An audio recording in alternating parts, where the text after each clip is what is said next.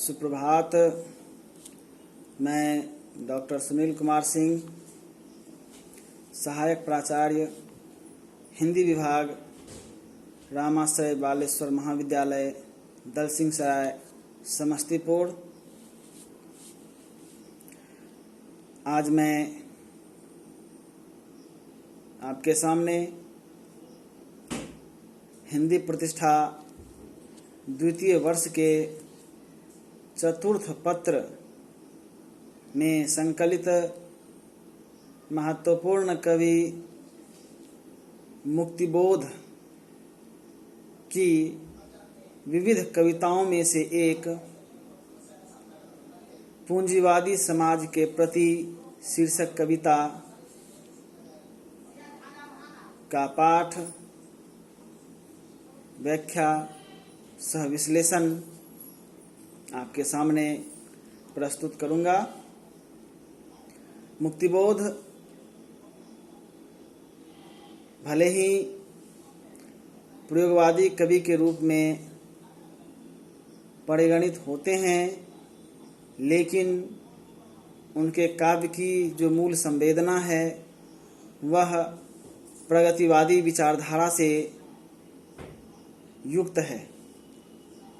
उन्होंने अपनी अधिकांश रचनाओं में प्रगतिवादी विचारधारा से प्रेरित होकर अपनी बातें रखी हैं। तो आज जिस कविता को हम आपके सामने प्रस्तुत करने जा रहे हैं वह कविता भी पूर्णतः प्रगतिवादी भावना से युक्त है, जिसमें शोषकों के प्रति इन्होंने आक्रोश व्यक्त किया है एवं शोषितों के प्रति सहानुभूति व्यक्त की है। मुक्तिबोध द्वारा रचित यह कविता अत्यंत महत्वपूर्ण एवं जनमुखापेक्षी है। इसका शीर्षक पूंजीवादी समाज के प्रति है। तो इन्होंने स्पष्ट शब्दों में शीर्षक में ही कह दिया है कि पूंजीवादी समाज के प्रति, वह समाज जो पूंजीवाद पर स्थापित है, पूंजी को ही सब कुछ समझता है और पूंजी के आधार पर ही संपूर्ण सृष्टि की व्याख्या करता है। तो ऐसे समाज के प्रति कवि की क्या भावना है, इसको उन्होंने इस कविता में व्यक्त करने की पूरी कोशिश की है। तो मुक्तिबोध इस कविता में लिखते हैं, इतने प्राण, इतने हाथ, इतनी बुद्धि, इतना ज्ञान, संस्कृति और अंतः शुद्धि, इतना दिव्य, इतना भव्य, इतनी शक्ति, यह सौंदर्य, वह वैचित्र्य, ईश्वर भक्ति, इतना काव्य, इतने शब्द, इतने छंद, जितना ढोंग, जितना भोग है निर्बंध, इतना गूढ़, इतना गाढ़, सुंदर जाल, केवल एक जलता सत्य देने टाल। तो इस पंक्ति में इन्होंने पूंजीवादी जो लोग हैं, जो शोषक वर्ग हैं, उनकी जो वास्तविकता है उस पर इन्होंने प्रकाश डाला है। वे कहते हैं कि पूंजीवादियों के साथ बहुत सारे लोग होते हैं। वे अपनी पूंजी के बल पर गरीबों को, मजदूरों को अपने वश में रखते हैं, अपने साथ उसे लेकर चलते हैं, भले ही उसका शोषण वो क्यों न करते हों। तो कहते इतने प्राण, इतने हाथ, इतनी बुद्धि, इतना ज्ञान, संस्कृति और अंतः शुद्धि, इतना दिव्य, इतना भव्य, इतनी शक्ति। इन पूंजीपतियों के पास ज्ञान की भी कमी नहीं होती है और वो अपनी पूंजी के बल पर, अपने धन के बल पर अपनी संस्कृति का भी निर्माण करते हैं और अपनी अंतःशुद्धि भी कर लेते हैं। खुद से अंतःशुद्धि कर वो आत्मतुष्ट होते हैं लोगों को दिखाते हैं कि मैं बिल्कुल पाक साफ हूँ। इतना दिव्य, इतना भव्य, इतनी शक्ति। उनका व्यक्तित्व भी दिव्य होता है, गरीबों से बिल्कुल अलग होता है। देख के ही समझ में आ जाता है कि ये निश्चित तौर पर एक पूंजीपति हैं, धनवान व्यक्ति हैं, पूंजीवादी हैं। इतना भव्य उनका जो व्यक्तित्व है, उनका जो साम्राज्य है वह बिल्कुल भव्य होता है और उनके पास शक्ति की भी कमी नहीं होती है। वे अपने काम को निकालने के लिए साम दाम दंड भेद हर चीज़ का इस्तेमाल कर लोगों से काम करवा लेते हैं। इतना काव्य, इतने शब्द, इतने छंद, और वे पैसे के बल पर अपने पक्ष में साहित्य की भी रचना करवा लेते हैं, साहित्य में अपनी गुणगान भी करवा लेते हैं।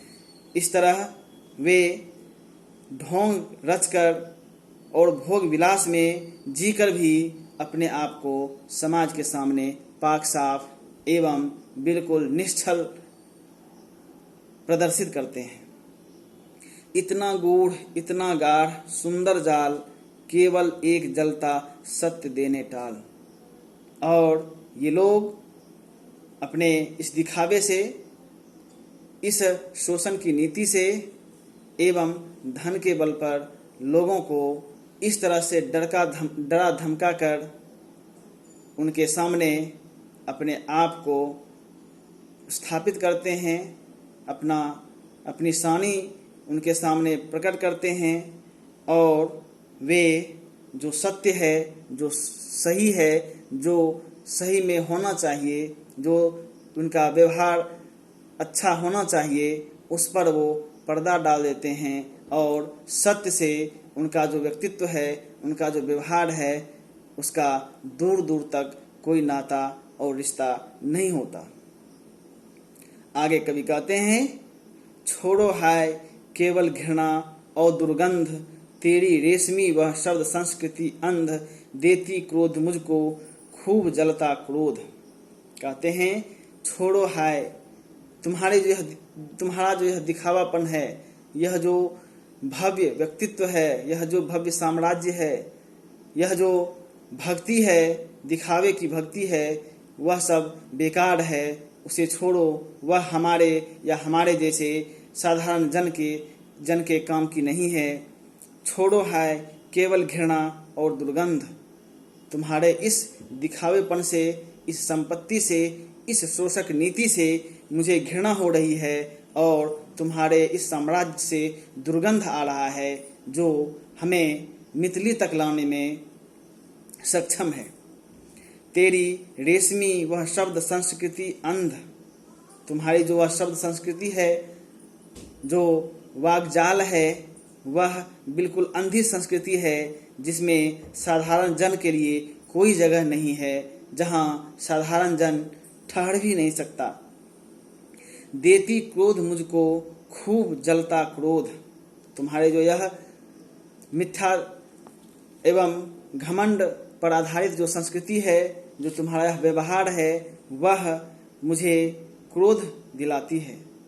उसको देखकर मुझे क्रोध आता है और मेरे अंदर क्रोध की ज्वाला धधकने लगती है। तेरे रक्त में भी सत्य का अवरोध।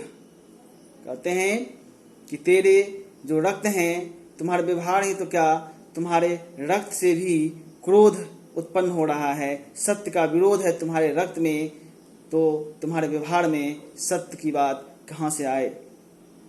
तेरे रक्त से भी घृणा आती तीव्र। कहते हैं तुम्हारे जो रक्त हैं, जिसमें सत्य का अवरोध है, उस खून से भी मुझे घृणा होती है। मुझे उसे देखकर गुस्सा आता है, क्रोध आता है। तुझको देख मितली उमर आती शीघ्र, तुमको देखकर, तुम्हारे व्यवहार को देखकर, तुम्हारी इस घृणा युक्त निर्मित संस्कृति को देखकर मुझे उल्टी सी महसूस होने लगती है। अतः तुम्हारा यह भव्य साम्राज्य मेरे योग्य नहीं है, मेरे किसी काम के लायक नहीं है।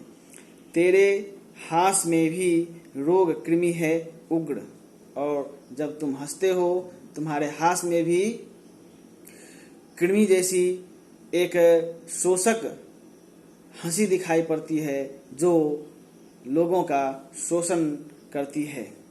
तेरा नाश तुझ पर क्रुद्ध, तुम पर व्यग्र, और मैं चाहता हूँ कि तुम्हारी इस मिथ्या निर्मित संस्कृति का, इस लोक विरोधी साम्राज्य का नाश हो। इसी में जन का कल्याण होगा। मेरी ज्वाल जन की ज्वाल होकर एक, अपनी उष्णता से धो चलें अविवेक।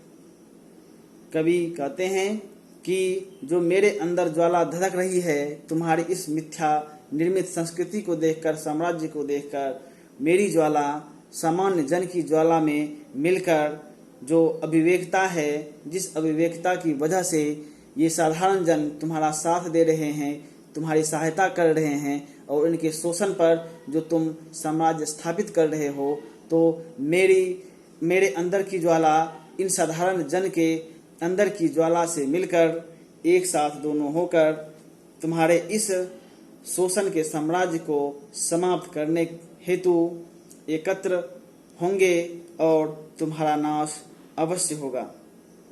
अपनी उष्णता से धो चलें अविवेक। तू है मरण, तू है रिक्त, तू है व्यर्थ, तेरा ध्वंस केवल एक तेरा अर्थ।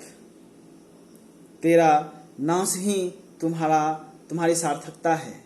जब तक तुम्हारा नाश नहीं होगा, तुम्हारा अंत नहीं होगा, तब तक साधारण जन का कल्याण नहीं होगा, साधारण जन के हित की बात नहीं होगी। तुम मरण है, तुम्हारी जो स्थिति है बिल्कुल मरण जैसी है। तुम्हारा जो व्यक्तित्व है, तुम्हारी जो भावना है, वह बिल्कुल रिक्त हो चुकी है, और तुम्हारा जो जीवन है वह व्यर्थ हो चुका है, तुम्हारे लिए भी और साधारण इंसान के लिए भी।